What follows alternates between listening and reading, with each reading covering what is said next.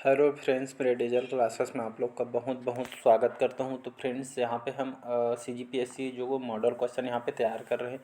जो यहाँ से मैं इंडिया बेस्ट पे यहाँ पे जीके को क्वेश्चन लेकर आया हूँ, जो आपके 100 क्वेश्चन आपके PSC में क्वेश्चन पूछा गया। तो सारे जो कोई भी एग्जाम के अगर तैयारी कर रहे होंगे तो सभी एग्जाम के बेस्ट पे तैयार किया गया क्वेश्चन है, जो आपके सभी एग्जाम के लिए इंपॉर्टेंट होगा। तो यहाँ पे जीके से जितना भी इंपॉर्टेंट क्वेश्चन हो पाएगा यहाँ से हम कवर करेंगे, जो आपके लिए हर एग्जाम के लिए इंपॉर्टेंट है, चाहे कोई भी एग्जाम की तैयारी कर रहे होंगे। तो चलिए स्टार्ट करते हैं। आज का सेशन है हमारा 12वां पार्ट है। बाकी जो 11 पार्ट में डाल दिए हूँ मेरे चैनल में, प्लेलिस्ट बना हुआ है, जाके देख सकते हैं। सारे क्वेश्चन इंपॉर्टेंट है, जो आपके अलग अलग एग्जामों में यहाँ से क्वेश्चन भी रिपीट हुआ है। तो चलिए स्टार्ट करते हैं आज का सेशन और क्वेश्चन को देखते हैं। तो पहला क्वेश्चन है, 10% नियम किससे संबंधित है। कई बार इसको एग्जाम में भी क्वेश्चन पूछा गया है। तो याद रखिए, इसका जो सही ऑप्शन हो जाएगा ए ऑप्शन। 10% नियम किससे संबंधित है। तो ऊर्जा के जो खाद्य के रूप में एक पोषी स्तर से दूसरे पोषी स्तर तक यह पहुंचना, जो पहुंचता है या पहुंचना है, आपका 10% नियम से संबंधित इन्वायरमेंट का क्वेश्चन है, याद रखिएगा। तो ऊर्जा के खाद्य के रूप में एक पोषी स्तर से दूसरे पोषी स्तर में पहुंचना आपके 10% नियम से संबंधित है। तो इसका ए ऑप्शन सही हो जाएगा, याद रखिएगा, इसका ए ऑप्शन सही हो जाएगा। अगला क्वेश्चन देखते हैं। अगला क्वेश्चन कई बार इसको रिपीट किया गया है, इंपॉर्टेंट क्वेश्चन है। कौन प्राकृतिक गैस का मुख्य घटक है। मीथेन, इथेन, प्रोपेन, ब्रेंजीन या आपका ई है, इनमें से कोई नहीं। तो इसका सही ऑप्शन हो जाएगा ए ऑप्शन मीथेन। तो मीथेन एक प्राकृतिक गैस का एक मुख्य घटक इसको माना जाता है। तो याद रखिए, मीथेन को प्राकृतिक गैस का इसको मुख्य घटक इसको माना जाता है। तो इसका ए ऑप्शन सही हो जाएगा। अगला क्वेश्चन देखते हैं। अगला क्वेश्चन देखते हैं, जल गैस। जल गैस क्या है। तो यह आपका सही ऑप्शन हो जाएगा CO+H, यह आपका जल गैस, याद रखिएगा। तो जल आपके कार्बन डाइऑक्साइड और हाइड्रोजन से जो कि यह मिलकर आपका जल गैस बनता है। तो इसका ए ऑप्शन सही हो जाएगा, याद रखिए।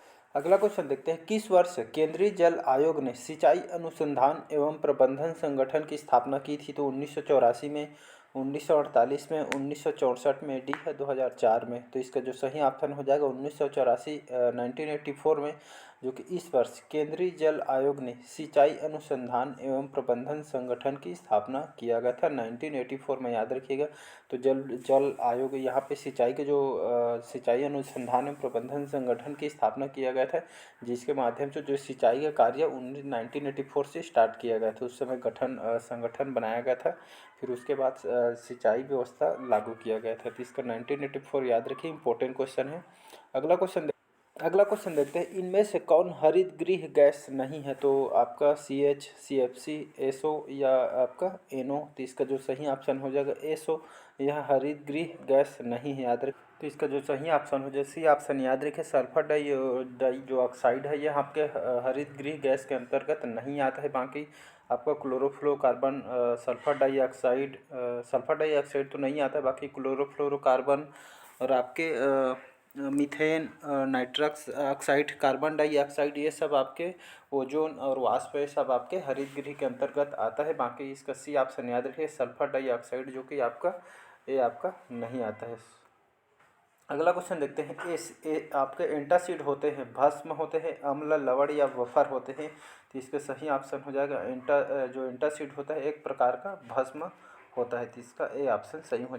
अगला क्वेश्चन देखते हैं, यहाँ पे संक्षारण के उदाहरण है। सिल्वर पर काले रंग की परत बनता है इसके द्वारा, और यहाँ पे तांबे पर हरे रंग की परत बनता है, या सी है लोहे पर भूरे रंग की एक परत बनता है, या आपका डी है उपरोक्त में से तीनों। तो इसका जो सही ऑप्शन हो जाएगा सी ऑप्शन, याद रखिएगा। तो आपका जो संक्षारण होता है, तो संक्षारण के माध्यम से लोहे पर भूरे रंग की परत बनती है, जिसे संक्षारण के उदाहरण कहते हैं। तो इसका उदाहरण संक्षारण का हो जाएगा, जिसमें लोहे के भूरे रंग की जो परत पतली जमी रहती है, जो आपके संक्षारण के एग्जाम्पल है।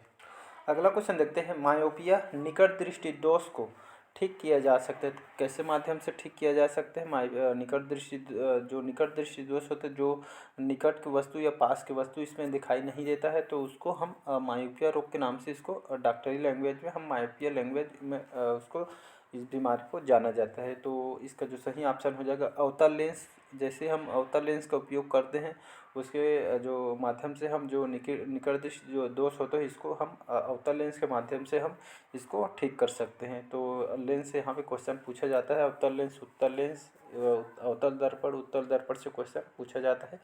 तो मायोपिया जो निकट दृष्टि दोष को हम कैसे ठीक कर सकते हैं, तो अवतल लेंस से किया जा सकता है। इसका ए ऑप्शन सही हो जाएगा। अगला क्वेश्चन देखते हैं। 220 वोल्ट जनरेटर में एक बल्ब जुड़ा है, धारा 0.5 बल्ब की शक्ति है, तो उसमें यहाँ पे धारा कौन से यहाँ पे जो कि बल्ब की शक्ति हो गई, तो इसमें इसका बी ऑप्शन याद रखिएगा। 110 वोल्ट का बल्ब की शक्ति यहाँ पे जो कि एक बल्ब जुड़ा है, तो याद रखिएगा।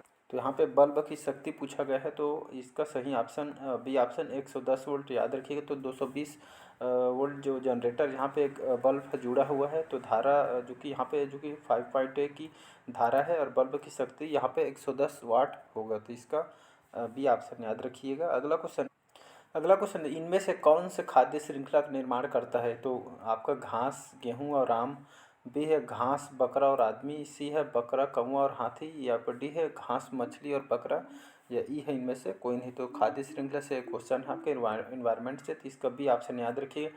तो इनमें से जो खाद्य श्रृंखला का निर्माण कौन से जीव जंतु करेंगे, तो आपका पहला में घास आ जाएगा, इसके बाद आपका बकरा, फिर लास्ट में आपका आदमी, ये आपके खाद्य श्रृंखला का निर्माण करते हैं, तो इसका बी ऑप्शन सही हो जाएगा। अगला क्वेश्चन है टेक्नोलॉजी क्वेश्चन है, मोस्ट इंपॉर्टेंट क्वेश्चन है। भारतीय वायु सेना का पहला लड़ाकू विमान कौन सा था, तो तेजस, विनाशक, ओजस, अग्नि, या डी है इनमें से कोई नहीं। तो भारतीय वायुसेना का पहला लड़ाकू जो विमान है कौन सा था, तेजस याद रखिएगा। जो यह आपके एयरफोर्स का पहला लड़ाकू विमान था तेजस, इसका ए ऑप्शन सही हो जाएगा। अगला क्वेश्चन देखते हैं। निम्न में से कौन से राष्ट्रपति सर्वोच्च न्यायालय में उपस्थित हुए थे जब सर्वोच्च न्यायालय के राष्ट्रपति के निर्वाचन विवाद की सुनवाई कर रहा था, तो डॉक्टर हुसैन, जाकिर हुसैन, आपका बी है वीवी गिरी, या सी है फखरुद्दीन अली महमद, या डी है आपका नीलम संजीव रेड्डी, या ज्ञानी जैल सी। तो इसका जो सही ऑप्शन हो जाएगा बी ऑप्शन याद रखिएगा। आपके जो वीवी गिरी थे यह जो कि राष्ट्रपति थे जिन्होंने सर्वोच्च न्यायालय में उपस्थित हुए थे जब सर्वोच्च न्यायालय राष्ट्रपति के निर्वाचन विवाद की सुनवाई कर रहा था, तब वीवी गिरी यहाँ पे उपस्थित हुए थे, तो इसका बी ऑप्शन सही हो जाएगा। कई बार इसको एग्जाम में रिपीट किया गया है, तो इम्पोर्टेंट। अगला क्वेश्चन देखते हैं। किस लोकसभा का कार्य लगभग 6 वर्ष का था, तो 5वीं, 7वीं, 9वीं, 11वीं, या आपका 13वीं। तो इसका सही ऑप्शन हो जाएगा 5वीं लोकसभा का जो कार्यकाल है लगभग 6 वर्ष का था, याद रखिएगा। 5वीं लोकसभा कार्यकाल लगभग 6 वर्ष का था, तो इसका ए ऑप्शन सही हो जाएगा। अगला क्वेश्चन देखते हैं। इंपॉर्टेंट क्वेश्चन याद रखिए, कई बार इसको रेलवे, एसएससी, पीएससी वगैरह में बहुत सारे एग्जाम इसको रिपीट किया जाता है। बेकिंग सोडा का यहाँ पे पूछा गया है। बेकिंग सोडा क्या है, तो यह इसका ए ऑप्शन सही है। सोडियम जो हाइड्रोजन कार्बोनेट है आपके बेकिंग सोडा है, याद रखिएगा, तो इसका ए ऑप्शन सही हो जाएगा। अगला क्वेश्चन देखते हैं। विनिर्माण क्षेत्र में किसे शामिल नहीं किया, मोस्ट इंपॉर्टेंट क्वेश्चन याद रखिए, कई बार इसको रिपीट किया है आपके पीएससी, एसएससी वगैरह एग्जाम में।